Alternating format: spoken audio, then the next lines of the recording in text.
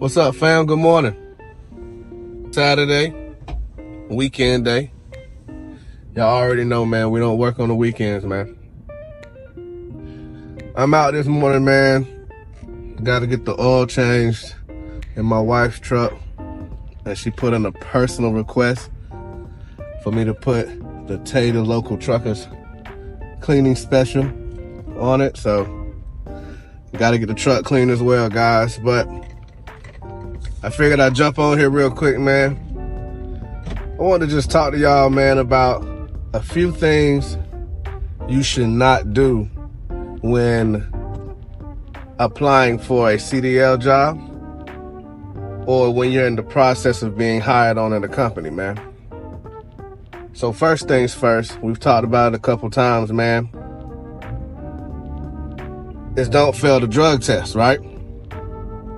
You guys got into this safety position of being a truck driver holding a Class A or Class B commercial driver's license. It's a safety sensitive position, and you know that federal regulations, the DOT, doesn't tolerate any drug use. So you got your license, or you've had your license, and you've applied to a new position, and you've been accepted, and you've been invited to orientation or going through the hiring process, man.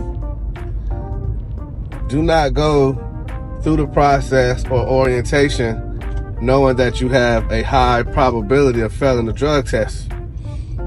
It's going to go on your clearinghouse record, man, if you fail a drug test for pre-employment for any company. And once it's on that clearinghouse record, you now got to go through the SAT program. You have now lost the game before you even begun to play it. So first things first, man, get clean. Stay clean. Don't risk your license and don't lose your license just as quick as you got it, because you have a hard time putting that drug down, whatever that drug may be. The second thing you should not do when applying to a trucking company or going through the hiring process is having unexplained gaps or typos on your resume and application. A lot of companies, man, even though you can explain it, they don't like a huge gap of unemployment. Even if you just finished up school, right? So let's say I went to school for 4 weeks, but before I went to school for 4 weeks, I was unemployed for 3 months. A lot of companies, man, they're gonna frown upon that because it shows that you don't have the ability to maintain a job.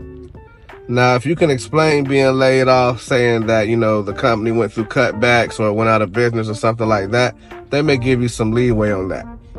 But just to be out of a job and then say, oh, I went to trucking school, but you were out of work for 3 months before you decided to go to trucking school, companies are tending to look for the ones who have the lowest risk.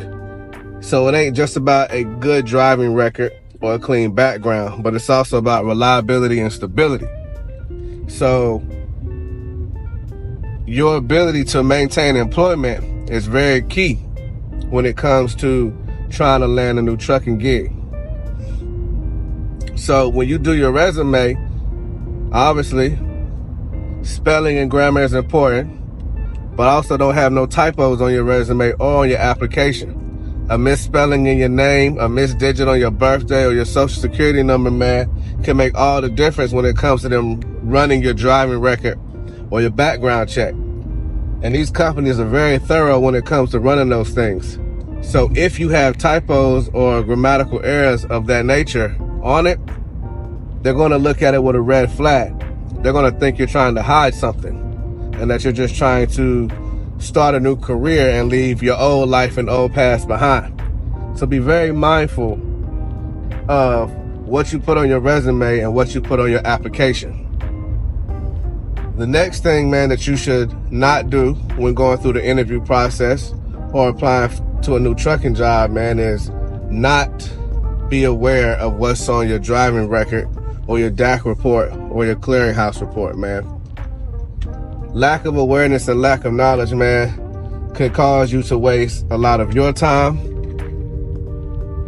Dang, they packed. And a lot of the company's time.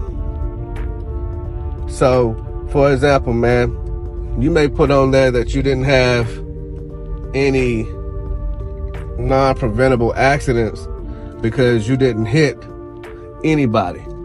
But you may have tore up some landscaping, an awning, a pole, whatever the case may be. And the company will put it on your DAC report, and you may not be aware of it because you didn't check your DAC report before applying to a new company. Same thing with your driving record. I know there's times here in North Carolina, y'all, that you could get your license suspended, revoked, or things of that nature and not even be notified by the state. So you just got to be aware of what's on your license and protecting your license as well as your DAC report before putting in applications to these jobs. Just a quick recap. Don't apply to a new trucking job or go to orientation and accept the offer knowing that you have a high probability of failing a drug test, man.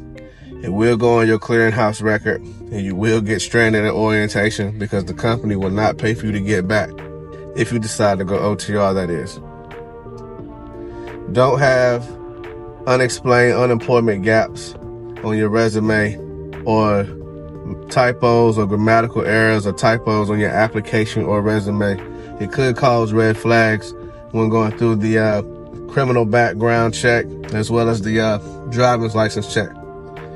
And lastly, don't be unaware of what's on your DAC report, your driving record, or your clearinghouse record, man. Do your due diligence. Know what's on your records and know who you're applying to and what they're looking for before you go through the process. It could save yourself a lot of time and a lot of strife and headache. All right? Well, guys, I'm where I need to be.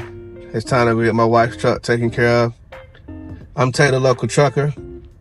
I appreciate all y'all love and support thus far, and we continue to grow the channel. Please consider hitting that like button, drop a comment down below, and subscribe to the channel if you haven't, man. Nevertheless, y'all enjoy the rest of y'all weekend, and I'll catch y'all on the next one. Stay safe, stay blessed.